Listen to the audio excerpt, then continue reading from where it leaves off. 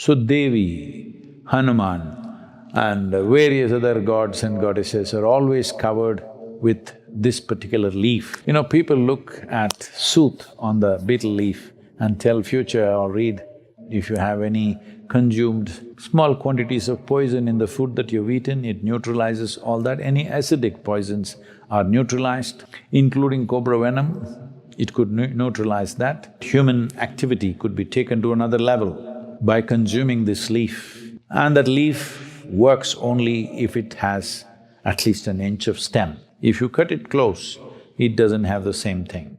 What is the significance of betel leaves when they're offered to the goddess? Oh, that means you didn't eat it. You know, people look at sooth on the betel leaf and tell future or read. So Devi, Hanuman and various other gods and goddesses are always covered with this particular leaf. Vetalpaku or Vettale particularly enhances that.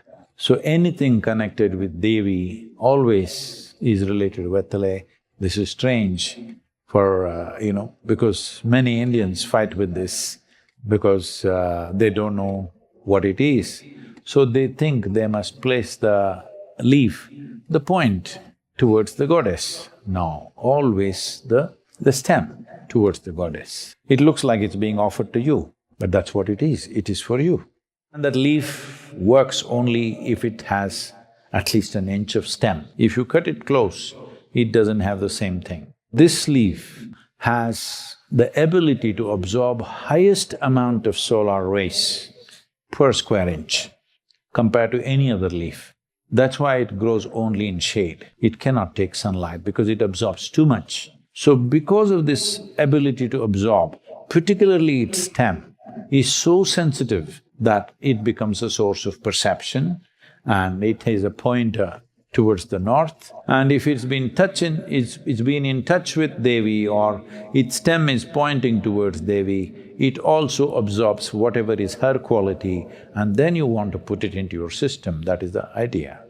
Betel leaves are really important in Indian culture. They are used in many traditional ceremonies like Havan or a ritual where offerings are made into a sacred fire, worship, weddings and other special events.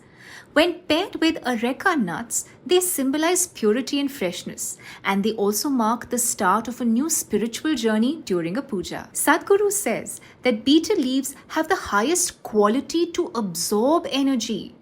If used correctly, they can provide maximum benefits. So instead of grabbing Disprin or paracetamol, next time when you have a headache, try this betel leaf. So what do you do for headaches? You can crush 1 or 2 betel leaves to extract 1 spoon of sugar. Then add 2 spoons of sesame oil or coconut oil and heat the mixture for 2 to 3 minutes. Apply this extract when it is a little warm to the forehead to get rid of headaches and heaviness in the head. To know more tips, do continue watching the video till the end. You can consume it. Not every day, maybe once in a way if you want. You can consume it definitely you can see there's a little up. It is a stimulant, unlike coffee or tea. It is not aggressive like that, but it works. If you have a heavy meal and then eat a betel leaf, then you will see it will not let you sleep, but at the same time you don't feel hyper-activated. A gentle activation of the neurological system happens. So it's been in use for a long time. In India, it's very important, it's a very good digestive. It is alkaline in nature. If you have any consumed small quantities of poison in the food that you've eaten, it neutralizes all that. Any acidic poisons are neutralized, including cobra venom, it could neutralize that. And to some extent, it's not that it will completely prevent, but it brings down various aspects. So at the end of the meal, people consume this vettale or villedale or tambul. Now, what are some of the few more tips to use betel leaves? Number 1, for bad breath, you can make a paan using 2 betel leaves with 1 or 2 pieces of areca nut, commonly known as supari.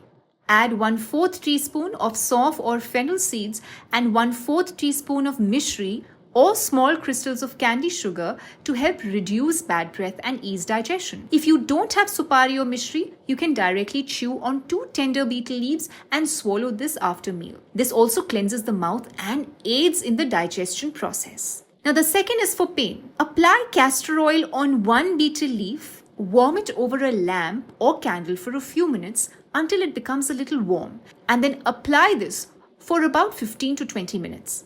You can repeat this process 2 to 3 times a day according to the intensity of the pain. Apply this leaf over the affected area such as knee joint. It can also be applied to the stomach to get relief from abdominal pain and bloating caused by indigestion. In addition to the above uses, betel leaves can also be used for the treatment of various conditions such as boils, constipation, headaches, swelling of the gums, cuts and injuries.